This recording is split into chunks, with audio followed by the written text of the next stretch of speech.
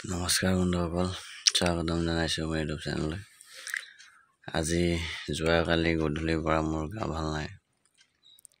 আপোনাৰ পিঠা খোৱা বুলি কয় যিটো গাল ফুলি যায় আৰু বিষ হয়।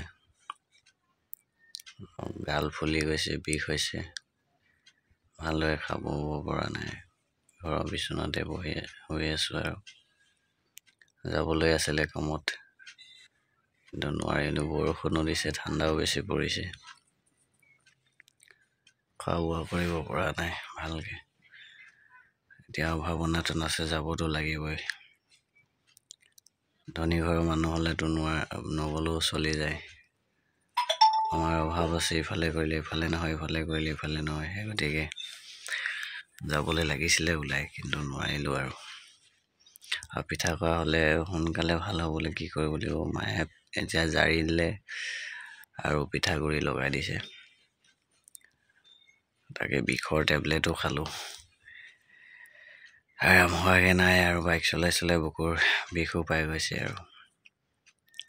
গতিকে পিঠা খোৱা হ'লে কি কৰিলে কেনেকৈ ভাল হয় আপোনালোকে কমেণ্ট কৰি জনাবচোন। ভিডিঅ'টো বেছি দীঘল নকৰোঁ, কথা পাতিব মন যোৱা নাই। ধন্যবাদ।